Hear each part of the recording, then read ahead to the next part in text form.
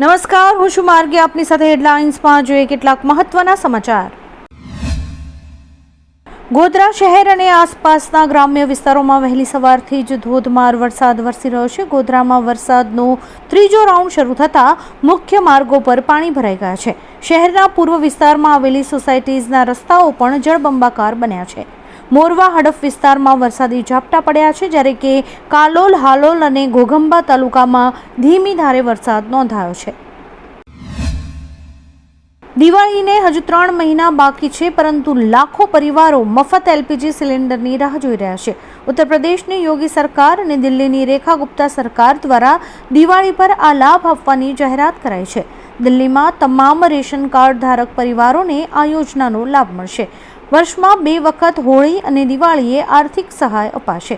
ઉજ્જવલા લાભાર્થીઓને ₹642, જ્યારે કે અન્ય રેશન ધારકોને ₹942ની સહાય મળશે. ઉત્તરાખંડમાં ભારે વરસાદે તારાજી સર્જી છે. ભારે વરસાદને કારણે નદીઓમાં ભયાનક પૂર જોવા મળી રહ્યા છે. આ વચ્ચે ચમોલીમાંથી એક વિડીયો સામે આવ્યો છે, જેમાં પાણીના ભારે પ્રવાહને કારણે તામક નાળા પરનો બ્રિજ ક્ષતિગ્રસ્ત થયો છે.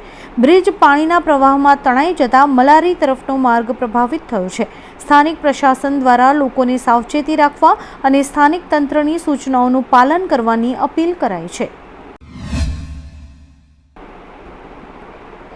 દક્ષિણ અમેરિકાના કોલંબિયામાં ગત સવારે 7.4ની તીવ્રતાનો શક્તિશાળી ભૂકંપ આવ્યો હતો. ભૂકંપથી અત્યાર સુધીમાં 69 લોકોના મોત થયા છે, જ્યારે કે સેંકડો લોકો ઘાયલ થયા હોવાના અહેવાલ છે.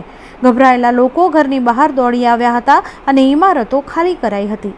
USGS મુજબ ભૂકંપનું કેન્દ્ર બોગોટાથી આશરે 400 કિલોમીટર પશ્ચિમમાં પાલમાર વિસ્તારમાં આવ્યું હતું. ભૂકંપના આંચકા પડોશી દેશો ઇક્વાડોર, વેનેઝુએલા સુધી અનુભવાયા હતા. સંસદના ચોમાસુ સત્રમાં આજે ફરી સરકાર અને વિપક્ષ વચ્ચે જોરદાર ટક્કર જોવા મળી શકે છે. લોકસભા અને રાજ્યસભાની કાર્યવાહી સવારે 11 વાગે શરૂ થવાની છે. સત્રના અંતિમ સપ્તાહમાં વિવિધ મુદ્દાઓને લઈને બંને પક્ષો વચ્ચે ભારે હોબાળો અને ઉગ્ર ચર્ચા જોવા મળી રહી છે. આજે ચોમાસુ સત્રનો 17મો દિવસ છે.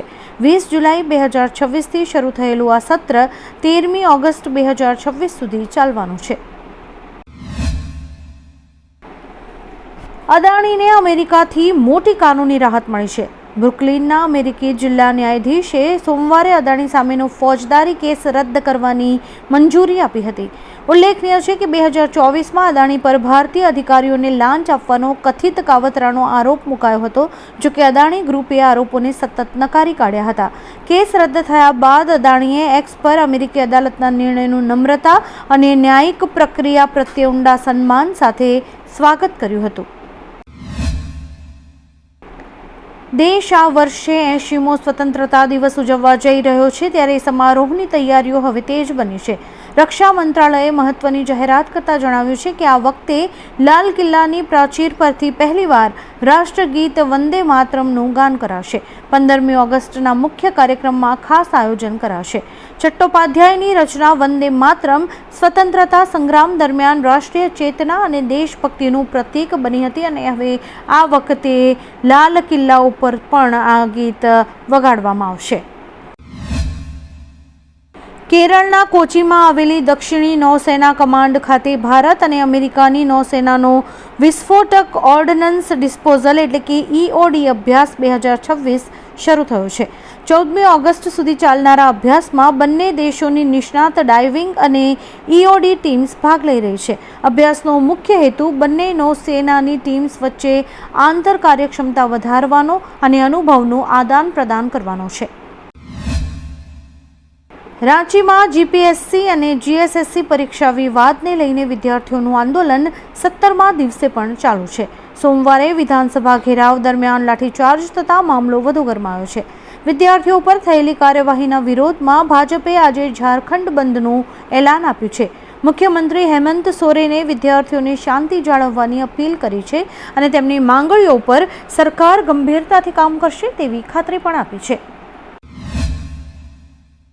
ગુજરાતમાં એકી સાથે 4 વરસાદી સિસ્ટમ સક્રિય થતાં ઉત્તર અને મધ્ય ગુજરાતના અનેક વિસ્તારોમાં વરસાદી માહોલ જોવા મળશે. હવામાન વિભાગ મુજબ 13મી ઓગસ્ટ સુધી મહીસાગર, પંચમહાલ, દાહોદ, છોટાઉદેપુર, વડોદરા, અમદાવાદ અને ગાંધીનગરમાં વરસાદની શક્યતા છે. સાબરકાંઠા, અરવલ્લી અને બનાસકાંઠામાં પણ ભારે વરસાદ પડી શકે છે. પાટણ અને હારીજના વિસ્તારોમાં મધ્યમ વરસાદની શક્યતા છે. ગુજરાતમાં વરસાદી માહોલ યથાવત રહ્યો છે. રાજ્ય ઇમરજન્સી ઓપરેશન સેન્ટરના આંકડા મુજબ આજે સવારે 6 થી 8 વાગ્યા દરમિયાન મહીસાગરના બાલાસિનોરમાં 33 મિલીમીટર, ગોધરામાં 32 મિલીમીટર અને ગાંધીનગરના દહેગામમાં 27 મિલીમીટર વરસાદ નોંધાયો હતો. અમદાવાદમાં પણ વરસાદની વ્યાપક અસર જોવા મળી રહી છે. એએમસીના આંકડા મુજબ અત્યાર સુધી સિઝનનો કુલ સરેરાશ વરસાદ 608.20 મિલીમીટર એટલે કે 23.95 ઇંચ નોંધાયો છે. હવામાન વિભાગે નાઉકાસ્ટ જાહેર કરીને આગામી 3 કલાક દરમિયાન ભારે વરસાદની આગાહી કરી છે. અમદાવાદ, ખેડા અને મહીસાગર જિલ્લામાં ઓરેન્જ એલર્ટ જાહેર કરાયું છે, જ્યારે કે સાબરકાંઠા, બનાસકાંઠા, મહેસાણા, પાટણ, વાવ, થરાદ, વડોદરા, આણંદ, ભરૂચ, સુરત, નવસારી, વલસાડ, ડાંગ, અરવલ્લી, ભાવનગર, બોટાદ, સુરેન્દ્રનગર, પંચમહાલ, દાહોદ, ગાંધીનગર, છોટાઉદેપુર અને નર્મદા સહિતના જિલ્લાઓમાં યલો એલર્ટ અપાયું છે. ઓસ્ટ્રેલિયાના T20 કપ્તાન મિચેલ માર્શે ટીમ ડેવિડનો રેકોર્ડ તોડીને એક ઇતિહાસ રચ્યો છે. માર્શ એક કેલેન્ડર વર્ષમાં 1500 T20 રન બનાવનાર પ્રથમ ઓસ્ટ્રેલિયન ક્રિકેટર બની ગયા છે. માર્શે હેડિંગ્લી, લીડ્સ ખાતે રમાયેલી મેચમાં 34 બોલમાં 50 રન બનાવી ટીમ ડેવિડના 1461 રનના રેકોર્ડને પાછળ છોડી દીધો છે.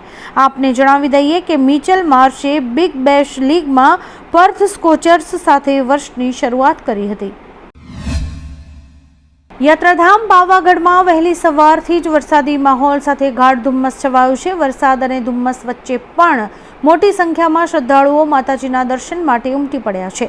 વહેલી સવારથી જ પાવાગઢમાં ભક્તોની ભારે ભીડ જોવા મળી રહી છે. પ્રતિકૂળ હવામાન છતાં શ્રદ્ધાળુઓમાં ભારે ઉત્સાહ જોવા મળી રહ્યો છે. ભક્તો ભક્તિભાવ સાથે મહાકાળી માતાના દર્શન કરવા પહોંચી રહ્યા છે. શીતળા સાતમ અને આઠમના તહેવારો નજીક આવતા ગુજરાતમાં ખાદ્ય તેલના ભાવમાં અચાનક વધારો થયો છે.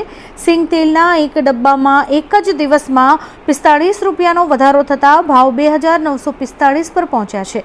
કપાસિયા અને સરસવ તેલમાં 30 રૂપિયા, નારિયેળ તેલમાં 50 રૂપિયા, કોર્ન ઓઇલમાં 20 રૂપિયા, જ્યારે કે પામોલીન અને સૂર્યમુખી તેલમાં 10 રૂપિયાનો વધારો થયો છે. ભાવ વધારાથી તહેવાર ટાણે સામાન્ય અને મધ્યમ વર્ગના પરિવારો પર આર્થિક ભાર વધ્યો છે. આવા જ કેટલાક રસપ્રદ સમાચારો નિહાળવા માટે અમારી YouTube ચેનલને લાઇક, શેર અને સબસ્ક્રાઇબ કરો અને જોતા રહો હેડલાઇન્સ.